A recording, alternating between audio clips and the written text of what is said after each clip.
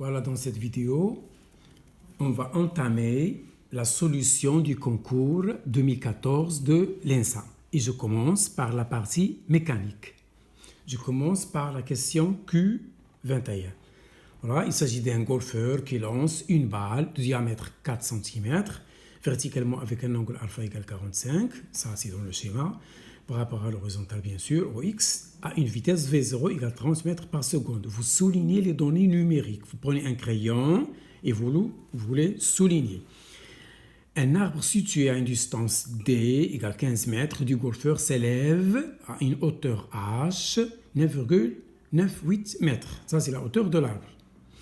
On suppose que les frottements dus à l'air sont négligeables et on prendra l'accélération pesanteur G égale 10. C'est-à-dire seul le poids agit. Donc les forces extérieures se réduisent au poids P. Vous appliquez la deuxième loi de Newton pour trouver la trajectoire dans de tels exercices. Donc si vous avez un exercice de ce type, pensez à appliquer la deuxième loi de Newton, bien sûr en délimitant les forces extérieures qui agissent, il y a seulement le poids, et vous projetez, vous trouvez l'équation horaire sur X, ensuite sur Z ici, vous éliminez le temps et vous trouvez l'équation de la trajectoire. C'est à partir de cette équation que l'on va trouver toutes les solutions de toutes les questions posées dans cette partie mécanique. Voilà. Cochez la bonne réponse. Donc, voilà la question. Le centre d'inertie de la balle passera au-dessus, c'est important, passera au-dessus de l'arbre A. C'est-à-dire qu'il faut chercher une hauteur H', que je vais vous montrer dans le schéma, telle que cette hauteur H' prenne l'une des valeurs indiquées, A, B, C, D. Donc, on va chercher une hauteur H' au-dessus de l'arbre. Voilà le schéma.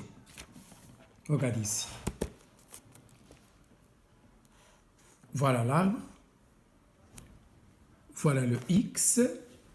Voilà le Z. Le centre d'inertie de la balle, il est quelque part ici, là. Ça y est? Donc, au-dessus de l'arbre, on appelle cette hauteur H'. Je m'en fous du rayon. Je prends le G. Le G, il est là. Le G du ballon, de la balle, il est là. Et on me demande la hauteur H' au-dessus de l'arbre. Ça y est. Regardez le schéma, il est simplifié. La hauteur de l'arbre, la hauteur demandée, la vitesse V0 donnée, alpha donnée, la distance D donnée, etc. Donc en appliquant la deuxième loi de Newton, parce qu'il y a seulement une force, c'est le poids, je trouve l'équation OR selon X, l'équation OR selon Z, j'élimine le temps et je trouve l'équation que vous avez déjà apprise dans le cours. Elle a cette forme. Z égale 1/2 de gamma ou A x carré plus V0 xt plus Z0. Ça, c'est l'équation en général, horaire. Sur Z. Sur X, vous allez trouver X égale V0 xt plus X0. On n'a pas de X0, on n'a pas de Z0. Ça y est. Et voilà l'équation que vous allez trouver. Z égale moins 1/2 G V0 carré cos carré alpha. En éliminant le temps, bien sûr, x carré plus tangente alpha x.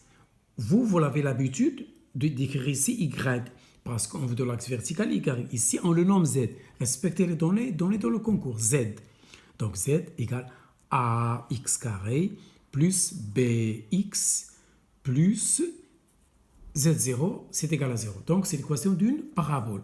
Comment j'ai obtenu cette équation? J'ai éliminé le temps entre l'équation horaire sur x et celle selon z, et je trouve cette équation. Vous avez ça dans le cours. Je ne veux pas perdre le temps à le redémontrer. Voilà le x, il vaut 15 mètres d'après les données. Voilà la hauteur h. Et voilà, je déduis ici. Ici, le h plus h', c'est z. Moins g, je remplace directement tangente alpha x. Le x, c'est 15 mètres. X, c'est cette distance petite d, c'est x. Et le z, c'est ce qui est vertical. Voilà. Et je cherche h'. J'ai toutes les données numériques. Vous remplacez sans calculatrice. vous utilisez les puissances de 10 sans oublier de convertir dans le système international. Les calculs vont devenir très simples. Il suffit de simplifier sans calculatrice. Et vous trouvez H' à peu près 2,5. C'est plus proche de 2,7 ou 67. À peu près. En physique, on fait des approximations. Ce n'est pas comme en maths. Voilà pour la première question. Ça y est.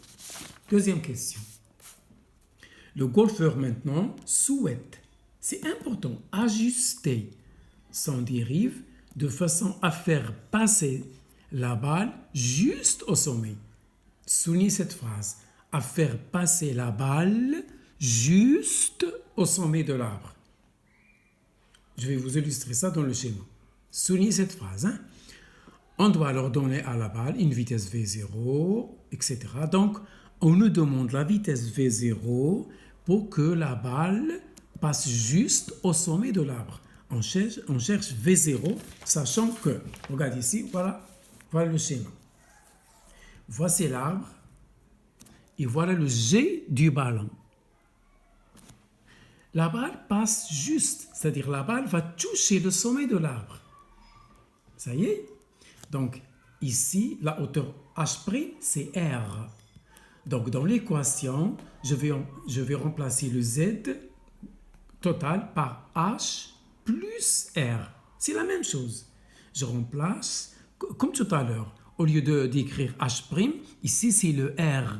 Parce qu'on nous a dit que la balle passe juste, c'est-à-dire la balle va être tangente à l'arbre. Le schéma est très important. Je remplace directement dans l'équation ci-dessus et voilà le H, ici c'est le R, je l'ai converti en mètres, voici les données numériques. J'ai converti R en mètres. Comme tout à l'heure, j'ai remplacé et ici l'inconnu c'est V0. Et je trouve V0 égale 15 racine de 2, sans calculatrice. Utilisez les puissances de 10, vous simplifiez et vous trouvez le résultat de manière très aisée. Ça y est? Je passe à la question Q23. Ça y est, pour cette situation de l'arbre et du golfeur, on a terminé. On a une autre situation, mais toujours je suis en mécanique. Dans le plan horizontal, X, O, Z, des référentiels bien sûr galiléens, ROIJK, LRV, un mobile modélisé par un poids matériel grand M, de masse petit m, est lancé du point M0, c'est toujours dans le schéma. De la cote, ça veut dire la verticale. Z0 égale R cos θ 0. Ça s'appelle la cote. L'abscisse, c'est X. L'ordonnée, c'est Y. Ce qui est vertical, c'est Z. On l'appelle la cote d'une sphère de centre O de rayon R, avec une vitesse initiale V0, tangente, comme d'habitude, etc. Il glisse sans frottement sur la sphère en note. La question, cochez la bonne réponse. Le travail de la force de réaction Fm du support de la sphère entre les deux positions M repérée est non nulle, ou bien la vitesse du mobile à l'instant T où M est repéré par θ vaut ceci, ou bien la vitesse du mobile à l'instant Tm est repérée par θ qui vaut ceci, ou bien l'énergie potentielle Epθ vaut ceci. Donc, c'est à vous de choisir l'une de ces quatre suggestions, propositions. L'une seulement est vraie. Les autres, elles sont fausses. Ça y est? Donc, comment procéder? Très simple. Je fais un petit schéma. Voilà. Ça y est?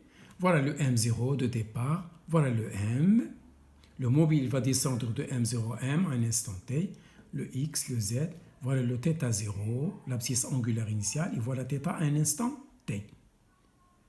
J'applique le théorème de l'énergie cinétique entre les deux positions M0 et M. C'est EC final moins EC initial égale au travail de toutes les forces. Or, ici, la seule force qui agit, c'est P.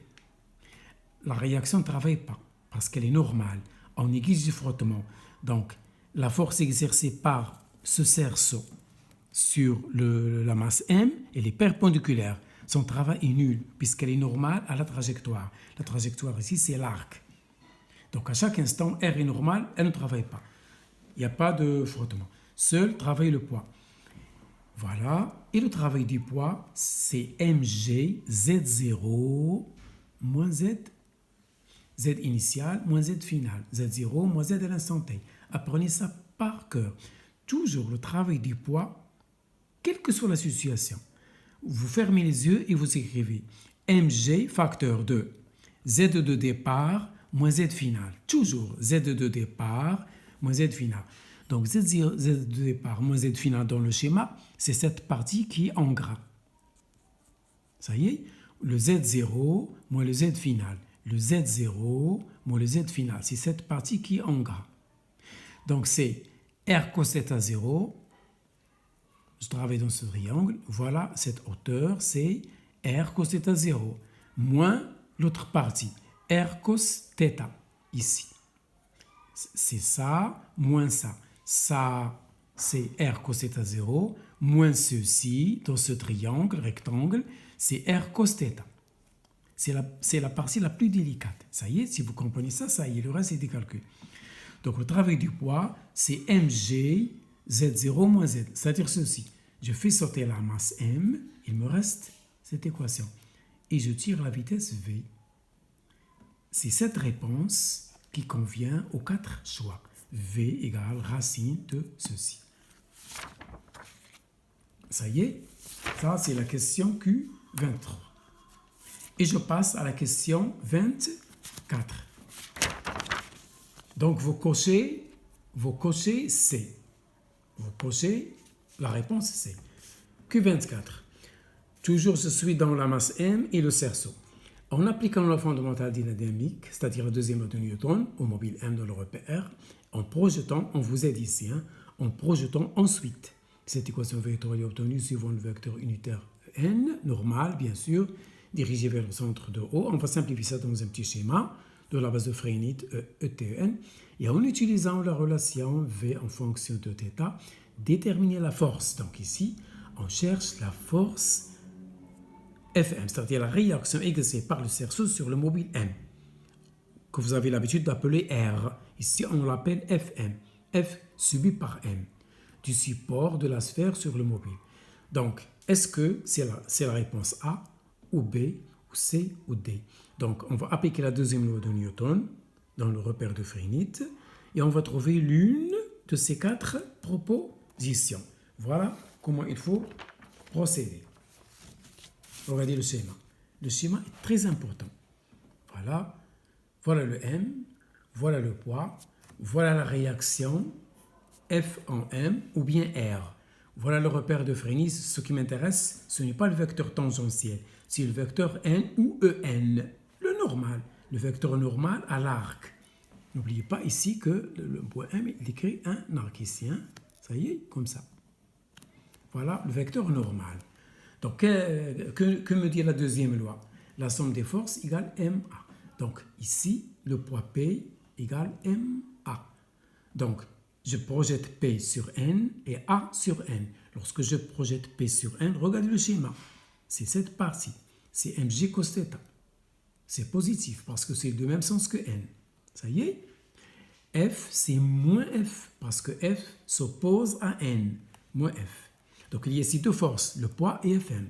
J'écris P vecteur plus Fm vecteur égale MA vecteur. Et je projette sur le vecteur N en m'aidant de ce schéma. Égale MAN. AN, c'est la accélération normale dans le repère de Freenit, c'est V carré sur les rayons de la trajectoire. Je travaille sur N. Ça y est. Si vous écrivez ça, ça y est, le reste, c'est des calculs. Et je tire la vitesse V0 égale ceci. D'après la question précédente, V0 égale ça. Ça y est. Donc, j'ai ça d'une part et j'ai ceci d'autre part. Donc, j'ai un système d'équations. Pourquoi j'ai utilisé ça? Je veux me débarrasser de V parce que ce qui m'intéresse, c'est F. Comment me débarrasser de V? J'utilise l'équation de tout à l'heure. Ça y est. Elle va me donner V. Donc, je vais me débarrasser de V carré. Donc, je vais utiliser ces 2 équations. Je procède par élimination de V carré et je trouve ça. Et voilà la bonne réponse. Fm égale ceci moins, il faut cocher la réponse où il y a cette expression, avec ici moins 1,carré sur R. Ça y est, et je passe à la question Q25. Le mobile maintenant, il quitte la sphère. Quitter la sphère, ça veut dire qu'il n'y a plus de réaction. Ça veut dire que je vais écrire la réaction Fm égale à 0. C'est ça quitter, c'est important. Le mobile quitte la sphère dès le départ en M0. Si, donc à partir de cette condition, je n'ai plus de réaction. Avec cette condition. Et on me demande de chercher la vitesse V qui satisfait cette condition, cette situation. Est-ce que c'est A ou B ou C ou D? Ça y est, comment il faut procéder de cette manière? C'est la question. Donc, voilà la F trouvée tout à l'heure. Ça, c'est l'expression de la réaction exercée par le support sur M. Ça y est, c'est supérieur ou égal à 0 parce qu'une norme,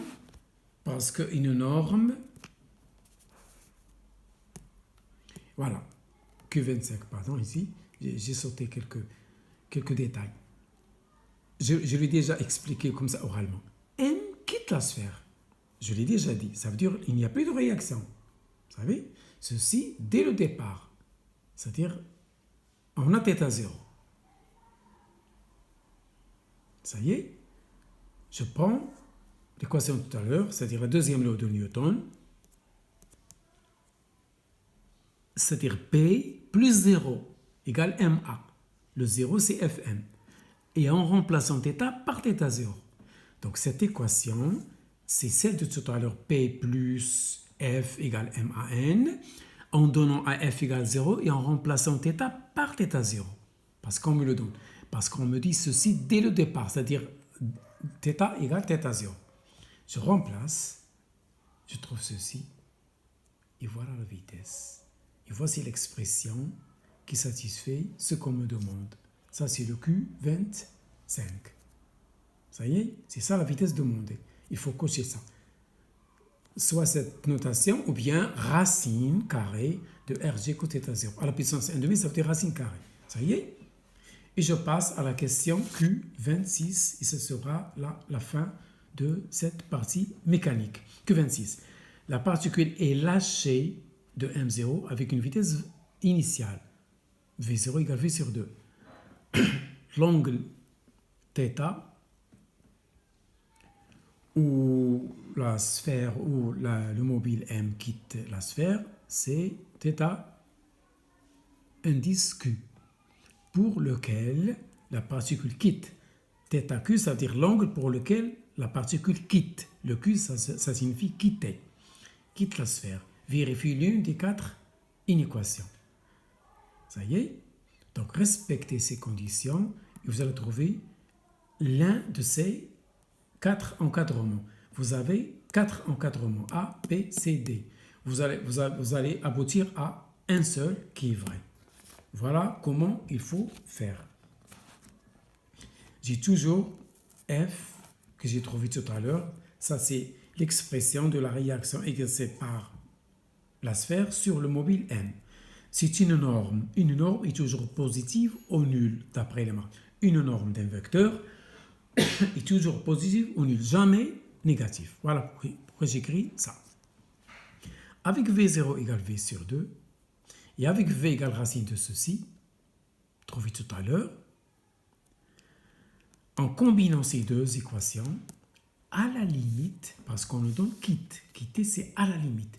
À la limite, cos de θ, Q égale 3 quarts de cos de 0. En combinant ces deux, vous allez trouver cos de θ limite, où le mobile quitte la sphère, qui est égal à 3 quarts de cos θ 0. C'est-à-dire cos de θ limite, c'est inférieur, vous tirez ça à la limite, inférieur ou égal. À la limite, j'ai pris égal. Normalement, c'est inférieur ou égal. Donc, cos θQ, il est inférieur ou égal à 3 quarts de cos θ 0. C'est la bonne réponse. Voilà pour aujourd'hui. Voilà, dans cette vidéo, on va continuer la réponse aux exercices et aux questions posées dans l'examen 2014 l'ENSA. Et je suis arrivé à la question Q28. Cochez la bonne réponse. A. La fréquence d'une onde lumineuse monochromatique dépend du milieu de propagation. Non. Elle est fausse. Parce que la fréquence ne dépend pas du milieu. Quel que soit le milieu, la lumière garde la même fréquence. La longueur de l'onde change. La célérité change. Mais nu ne change pas. Elle est constante. Apprenez ça pas que la fréquence d'une lumière ne change pas avec le milieu. Quel que soit le milieu, nu reste constante. B. La diffraction et les interférences mettent en évidence la nature ondulatoire de la lumière. C'est-à-dire la lumière présente deux aspects. Le premier aspect, il est dit corpusculaire, c'est-à-dire des petits grains. C'est l'aspect corpusculaire. Ça explique le phénomène photoélectrique. On n'a vu plus ça au programme.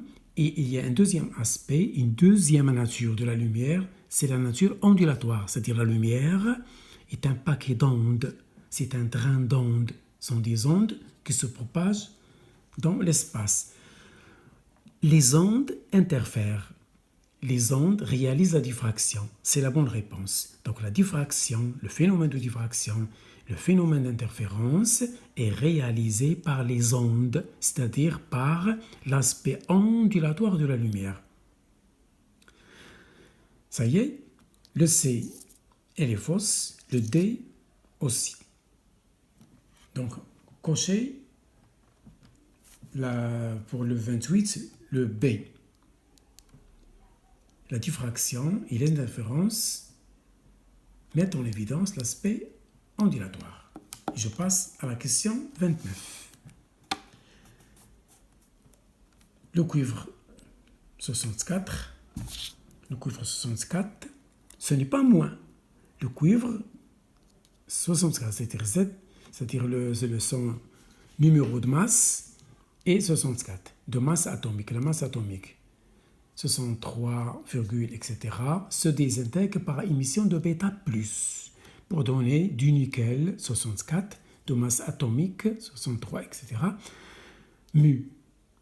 Faites attention, ici la masse, elle n'est pas en grammes, elle n'est pas en kilos, elle est donnée en unité nucléaire, unité atomique, en U ou bien mu. Question. Calcule l'énergie libérée lors de cette réaction, bien sûr nucléaire. On veut donc que l'unité atomique, c'est à peu près 1000 MeV par C carré. À peu près. Ça y est, la masse d'un électron, elle est en unité U ou bien mu, et la masse d'un proton en unité U ou bien mu. Ça y est, c'est la question 29. Voilà la réponse. Vous écrivez la réaction. On vous a dit qu'il y a ici la désintégration qui met en évidence bêta+. Bêta+, ça veut dire E0 plus 1. C'est un positon, un électron positif. Parce qu'il existe un électron positif. Ça s'appelle un positon. Ça y est. Donc, l'énergie est égale à la valeur absolue de delta E. Et vous avez déjà appris dans le cours que delta E, c'est delta M. C'est delta M, c'est-à-dire les masses finales moins les masses initiales, fois C carré.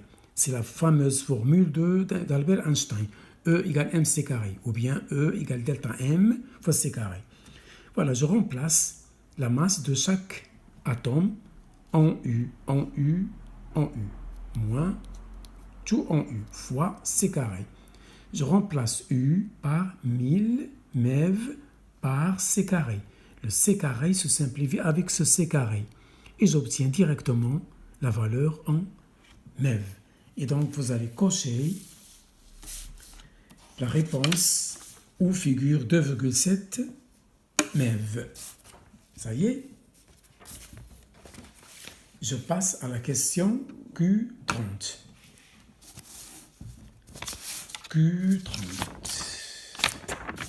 Voilà. Ça y est, vous suivez. Donc, pour la question que je viens de vous expliquer, vous cochez la réponse B. Je passe à la question 30. Dans les deux questions suivantes, on considère une source radioactive d'iode 123. Attention, ce trait ne signifie pas moins. Ne signifie pas moins. Accompagné des... C'est une mauvaise notation. Hein? Ça peut induire en erreur. Attention à ça. Accompagné des indications suivantes. Sa masse molaire est ceci, sa période 14 heures, sa masse initiale 2,46 grammes. On donne aussi Ln de 2, Ln de 3, Ln de 5, Ln de 7, Ln de 10, etc. Nombre d'Avogadro, 6 10 puissance 23, mol moins 1. Nombre initial d'atomes, d'iode, 123, contenu dans la source et on va chercher la bonne réponse en utilisant les données utiles. C'est la question 30. Voilà comment il faut procéder. Regardez ici. Voilà la question 30. Ici. Voilà l'iode, 123. On me donne la masse molaire. Voilà. La période, ou bien T1,5, en l'autre grand T, ou bien T1,5. C'est la période, c'est la demi-vie. C'est le temps nécessaire pour que la moitié se désintègre de la substance radioactive étudiée. Et la masse initiale. Avec le temps, cette masse initiale diminue de manière exponentielle. C'est une décroissance exponentielle. Vous avez déjà vu la courbe dans le cours. On nous demande le nombre initial de nucléides contenus dans cette masse initiale. Ça y est. N0 contenu dans M0. Vous avez déjà appris ça. Ça, c'est le nombre de moles. C'est petit n. Ça ne m'intéresse pas le petit n ici. C'est M de l'échantillon sur la masse molaire. C'est le nombre de particules contenues dans l'échantillon sur la constante d'Avogadro. Ce rapport égale celui-là. Et vous tirez facilement N0. Vous faites les calculs sans calculatrice. Vous trouvez que c'est 1,2 10 puissance 22 nucléides contenus dans la masse M0 2,46. Donc, si vous avez bien appris cette relation, vous avez la réponse en 5 secondes. Et je passe à la question Q31. La question Q31, voilà. Dans cette question, on suppose que l'activité initiale au moment de la fabrication de la source radioactive d'iode-123 est 6 10 puissance 15 becquerel. Becquerel, c'est l'unité dans le système international de l'activité nucléaire de chaque substance radioactive, le becquerel. Ça y est, l'activité de la source au moment de son utilisation est de 10 puissance 15 becquerel. Le temps écoulé depuis la fabrication de la source est exactement, donc on cherche le temps qui s'est écoulé entre cette activité et celle-là. Voilà comment il faut répondre. C'est la question Q31.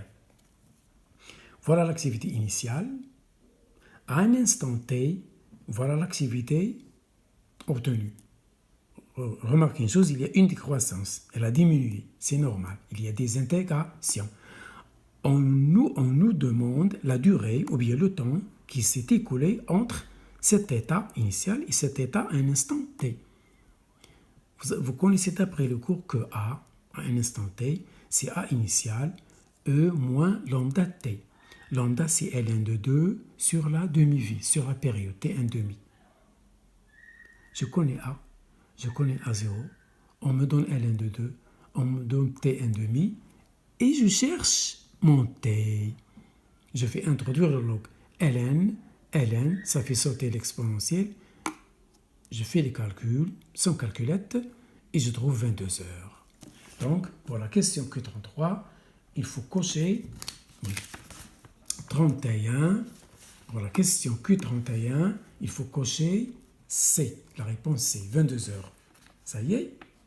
Et je passe à la question Q32. L'oxygène 15, je répète, ce n'est pas l'oxygène moins 15. L'oxygène 15 est radioactif. Il se désintègre par émission de positrons, c'est-à-dire bêta+, c'est-à-dire E0 plus 1.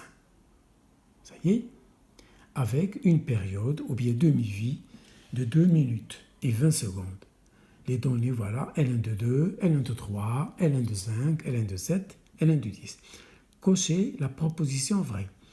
La constante radioactive de l'oxygène 15 est comprise entre cette valeur et celle-là. Ça y est. La constante radioactive de l'oxygène 15 est comprise entre ça et ceci. Le nombre de moles d'oxygène, etc. Le nombre de moles d'oxygène 15 nécessaire pour... Donc, on va cocher la bonne réponse. Donc, pour le Q32, voilà comment répondre. Voilà l'oxygène 15. Voilà la demi-vie. L'activité initiale, c'est 1 milliard de becquerels. Et je sais qu'il y a un lien entre l'activité et le nombre de nucléides, le nombre de noyaux, le nombre d'éléments qui habitent dans cet échantillon. C'est N0. C'est le nombre de nucléides contenus dans A0. C'est le nombre de noyaux contenus dans l'échantillon initial d'activité A0. Donc voilà, cette relation, elle est dans le cours. Voilà, et je tire le nombre initial de nucléides. Voilà. Et je sais que N, le nombre de moles, comme tout à l'heure, c'est 1,0 sur Na. Voilà, c'est 3 10 puissance moins 13 mol. Donc, c'est la réponse C. La réponse C, c'est la bonne réponse. Et voilà pour aujourd'hui. Cette séquence sera consacrée à l'électricité, les questions du concours 2014, l'INSA. On est arrivé à la question Q33. Il s'agit d'un circuit SC, c'est-à-dire bobine d'inductance L et condensateur de capacité C. Idéal, c'est-à-dire il n'a pas de résistance, le condensateur. Se décompose en deux parties. On bascule l'interrupteur en position 1, c'est-à-dire le condensateur commence à se charger grâce au générateur. Ça y est. Puis, une fois le condensateur chargé, on bascule l'interrupteur en position 2. Donc le condensateur commence à se décharger dans L, et ainsi de suite. La question, comment évolue le courant petit IT qui a pris naissance dans le circuit SC dans le temps, à cet instant? Il faut choisir l'une des 4 questions proposées. Comment on procède? J'écris l'équation différentielle du circuit. C'est-à-dire, j'applique la loi d'additivité de tension, c'est-à-dire la tension du condensateur plus la tension au bord de la bobine est égale à 0. Je trouve ça. La solution d'une telle équation, elle a cette forme. Q, c'est la charge, qui change à chaque instant. C'est Q maximal cos 2pi sur T0, c'est 1 sur racine de LC, T plus phi.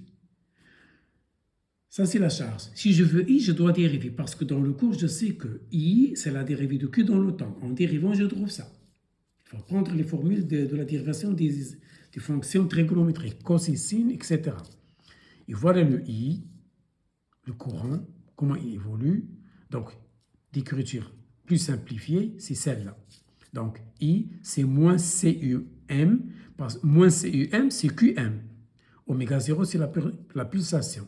Sin, oméga 0, T plus phi. Avec bien sûr oméga 0, c'est 1 sur racine de LC.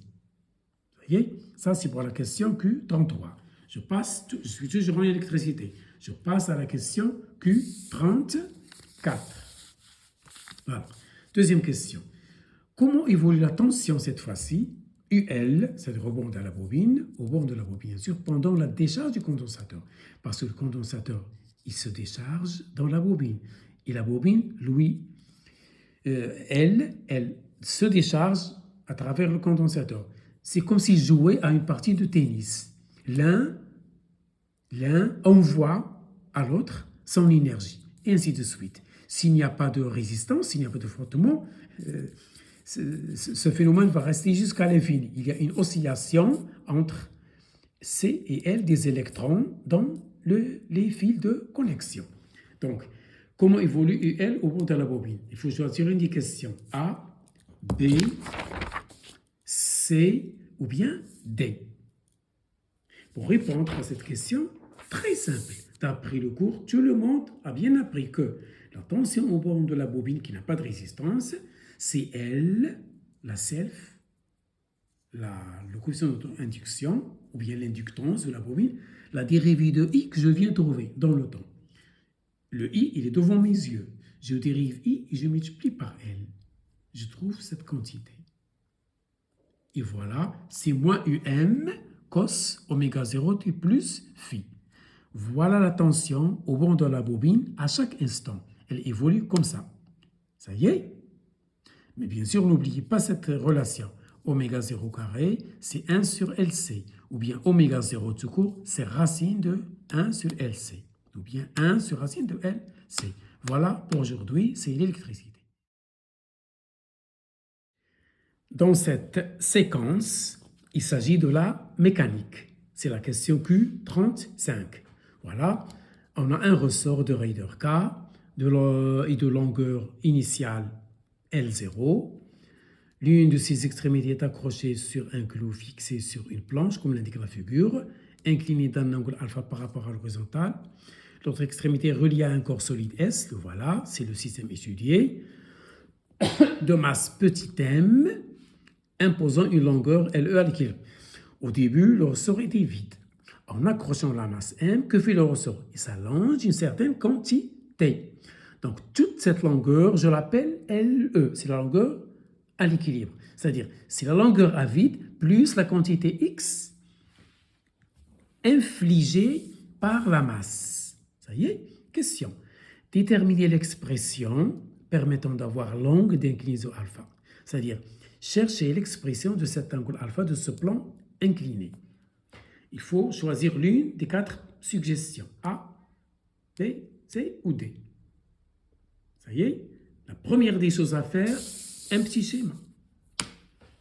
Obligatoire. Quelles sont les forces qui agissent? Il y a le poids P, la réaction R et la tension T. La réaction R est normale, il n'y a pas de frottement, et j'ai l'équilibre. J'ai l'équilibre. Donc la somme il y a 3 forces, P, R et T. Ça y est? Ce qui m'intéresse, c'est l'axe du mouvement. L'axe du mouvement, c'est l'axe horizontal, c'est l'axe des X. Donc je vais projeter les 3 forces sur X. La réaction R, c'est le stylo, comme ça. Elle est normale. Sa projection est nulle. Donc seul reste P et T. P avec son Px, voilà, le Px, projeté ici, et T. J'oriente l'axe vers le bas. Donc Px est positif. C'est P sin alpha, d'après la figure. Voilà, le Px, c'est ce P sin. Travaillons ce triangle rectangle ici. Avec un signe plus, parce que je choisis l'axe vers le bas. Même si vous choisissez l'axe vers le haut, vous aurez le même résultat. Parce que moins A plus B égale à 0, ou bien B moins A égale à 0, c'est la même chose. Ici.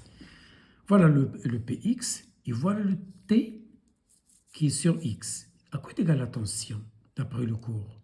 C'est moins K fois l'allongement. Moins K fois l'allongement. C'est quoi l'allongement? C'est la longueur finale, c'est LE. Moins la longueur initiale, c'est L0 ici quelque part. Donc, L finale, c'est LE. Moins L initiale, elle est quelque part ici. Donc, ce qui me reste, c'est l'allongement. C'est cette parenthèse.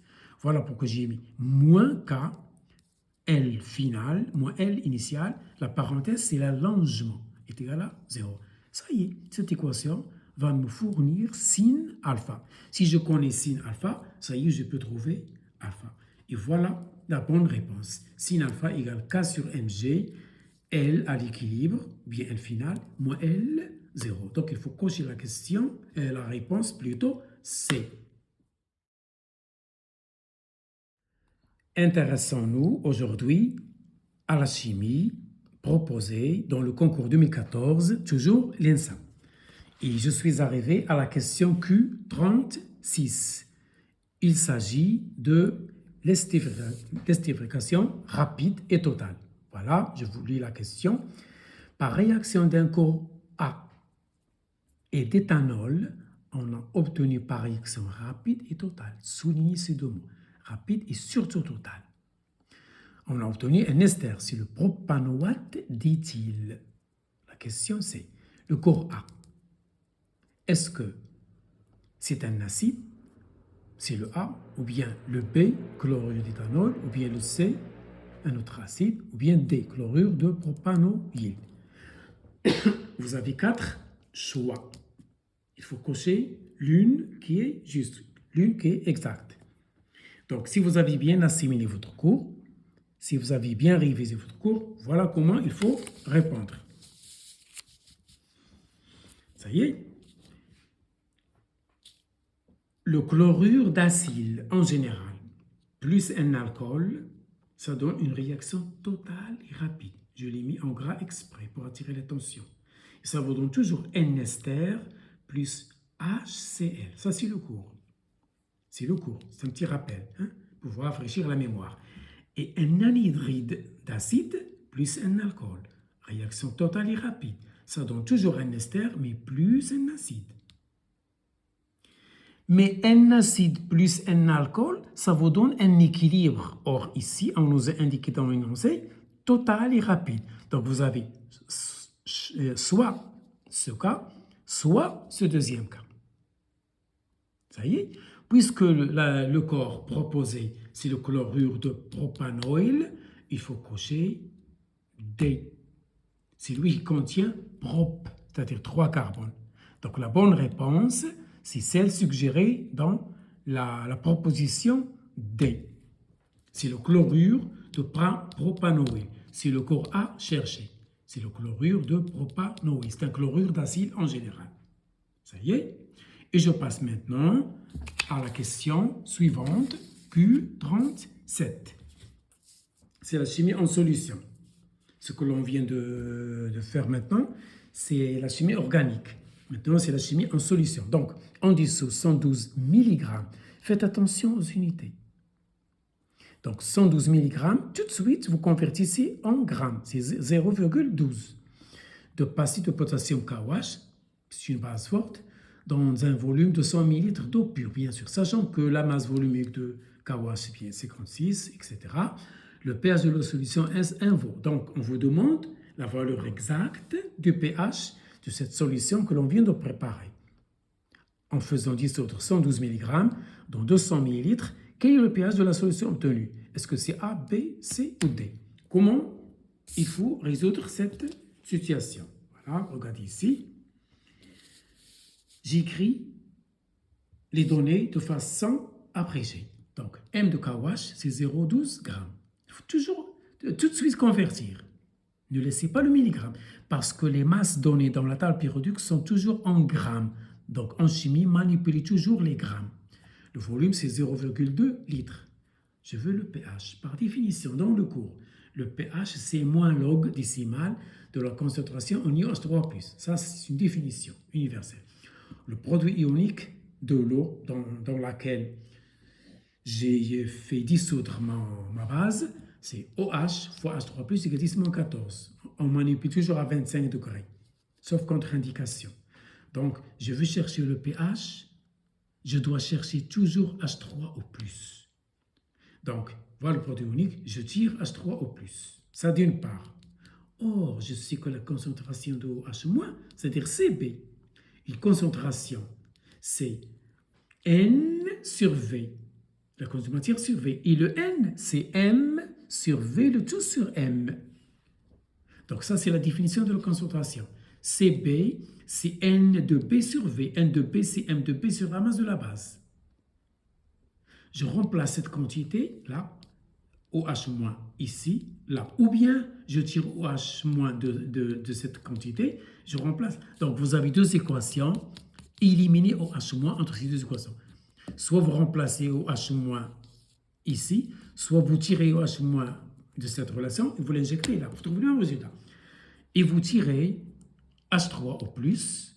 Une fois H3 au plus tiré, vous avez le pH. Ça y est, donc le pH c'est 12. Voilà, ça y est, c'est du cours. Hein. Je passe maintenant à la question Q38. Toujours la chimie en solution. On met dans un bécher 10 ml de la solution S1 et 10 ml de la solution S2. La solution S1, c'est de l'acide bromhydrique dans l'eau pure de concentration C2. Dans le mélange obtenu, S1 plus S2, la concentration finale de l'H3 plus vaut. Donc ici, on a mélangé ici deux solutions aqueuses. Et on vous demande le pH du mélange obtenu. Vous voyez? Bien sûr, j'ai mélangé un acide et une base. Voilà comment il faut procéder. Vous écrivez l'équation de la réaction. C'est-à-dire l'équation qui modélise la réaction. OH- plus AH, ça donne A- plus la base conjuguée de l'acide, plus H2O. Ça, c'est le cours. Ça y est? Dresser un tableau express. À t égale à 0, j'ai une quantité NB de la base, une quantité Na de l'acide. Au début, j'ai rien au A-, et bien sûr, ici, j'ai de l'eau de la solution. Ça ne m'intéresse pas. J'ai de l'eau de la solution. Ça y est, l'eau, je l'ai déjà. Je n'ai pas synthétisé de l'eau. Donc, l'eau qui apparaît, c'est 0. Mais j'ai l'eau de la solution, du dissolvant. Je m'en fous de H2O. À l'équilibre, NB va diminuer de XE et Na va diminuer aussi de XE. Le XE, je le retrouve ici. XE, XE. C'est l'avancement à l'équilibre. L'avancement, c'est XE à l'équilibre. Ça y est, je calcule la quantité de matière de la base initiale. C'est CBVB. La même chose, la quantité de matière initiale de l'acide, c'est CAVA. Attention aux unités. Le volume en litres, attention. Je trouve 10-4 de la base, 2,5 10-4 mol de l'acide. Donc, quel est le réactif qui représente la quantité, une quantité moindre? C'est bien sûr la base. Donc, c'est le réactif, bien sûr, limitant. C'est lui qui va disparaître le premier. Donc, NB est inférieur à Na. Donc, OH- est limitant. Donc, à l'équilibre, il n'y a plus de base, il n'y a plus de OH-, puisque toute cette quantité va disparaître. Je vais venir là un 0. Il y a une quantité qui reste ici. Donc, la quantité de matière de l'acide qui reste, c'est celle qui va imposer le pH. C'est Na initial moins NB. Pourquoi moins NB? Parce que NB, c'est XE, puisque NB, c'est le limitant. Et le limitant, c'est l'avancement de la réaction. Donc, moins NB, c'est XE, c'est le limitant. Le XE, c'est NB, ou NB, c'est XE. Et je trouve 1,5 10-4 mol. Ça, c'est la quantité de l'acide qui reste. C'est cette quantité qui va commander le pH de la solution. C'est celle qui va imposer le pH de la solution. Donc, j'écris la définition. H3+, bien sûr, c'est Na de l'acide, voilà, sur le volume total. Le volume total de la solution. Attention, il faut convertir en litres. Et je trouve H3+ égale 7,5, 10 moins 3. C'est la bonne réponse. Voilà pour cette question. Et je passe à la question Q40. Q39 plutôt. Ça y est. Donc ici, on est arrivé à l'électrolyse, c'est-à-dire les réactions d'oxydoréduction forcées. Dans la pile, les réactions d'oxydoréduction sont spontanées. Elles se font toutes seules. Ici, on impose à la réaction de prendre un certain sens bien déterminé par un générateur. Ce sont des réactions forcées. Donc, par électrolyse, on souhaite recouvrir d'une couche d'épaisseur E du chrome métallique Cr. Quoi? Un pare-choc d'une voiture de surface S. Dans le bac de l'électrolyse, c'est-à-dire dans l'électrolyseur, on immerge, c'est-à-dire dans le verre, dans le cristallisoire, on immerge alors le pare-choc dans une solution contenant des ions chrome. Je veux la couvrir en chrome, je dois avoir des ions en chrome. Si je veux la couvrir en or, je dois avoir des ions en or. Si je veux la couvrir en cuivre, je dois mettre des ions en cuivre. C'est ça le protocole de l'électrolyse. Alors le volume du chrome métallique déposé sur le pare-choc est V égale S fois E, parce que le volume, c'est la surface de la base fois la hauteur ou bien fois l'épaisseur. C'est 26 cm3. La quantité de matière du chrome métallique suffisante pour faire cette opération est à peu près A, B, C ou bien D.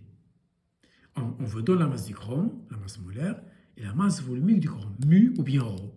Ça y est? Voilà comment il faut faire. C'est la question Q39. Je sais que le volume du chrome obtenu, c'est la surface fois E. C'est 26 cm3 de chrome. On me donne la masse molaire du chrome. La table de Mendeleïev, c'est 52 grammes par mol. Et on me donne la masse volumique, mu ou bien ρ, c'est 7,19 grammes par centimètre cube. Je vais chercher le nom, la quantité de matière du chrome. Je sais que N, c'est petit m sur grand M par définition.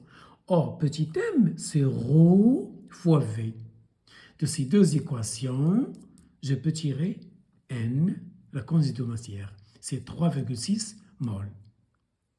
Ça y est? Donc, la valeur approximative de la quantité de matière, bien sûr, la valeur du nombre de mol, c'est 3,6 mol. C'est la bonne réponse. Ça y est? Et je passe à la question, ce sera la dernière en chimie, c'est la question Q33. On est toujours dans l'électrolyse. 40, c'est la question 40, c'est toujours l'électrolyse. Donc, l'électrolyse, le pare-choc qui est relié à la cathode est plongé dans une solution contenant les ions Cr3+. L'anode est en chrome. Les deux électrons sont reliés à un générateur qui débite de l'électricité. Sachant que l'électrolyse dure ceci, minute 35, la valeur du courant traversant le bac à électrolyse est ceci, cela ou bien ceci. Donc ici, on vous demande le courant électrique débité par le générateur qui assure cette opération. Donc on vous donne la durée et on vous demande le courant. Bien sûr, on vous donne la charge d'une mol, c'est le Faraday. Ça y est, on vous le rappelle ici. Donc voilà la réponse. T égale 35 minutes, c'est une donnée. Je sais que le chrome, il capte 3 électrons pour se transformer en état atomique. Cr solide. Donc, la quantité de matière de l'électron, c'est N N de E sur 3 est égal à N du chrome. N de E sur 3, c'est égal à N du chrome. Ou N du chrome, c'est la masse du chrome sur la masse molaire.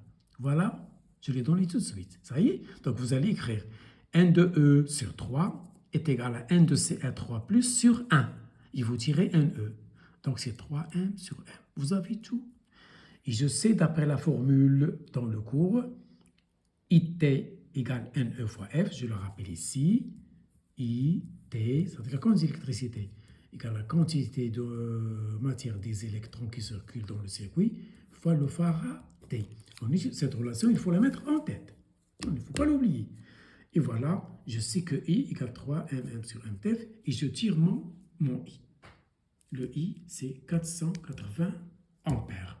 Donc, vous allez utiliser ça, la demi-équation, vous écrivez la proportionnalité, attention, convertir les minutes en secondes, et vous trouvez des ampères. Voilà pour aujourd'hui.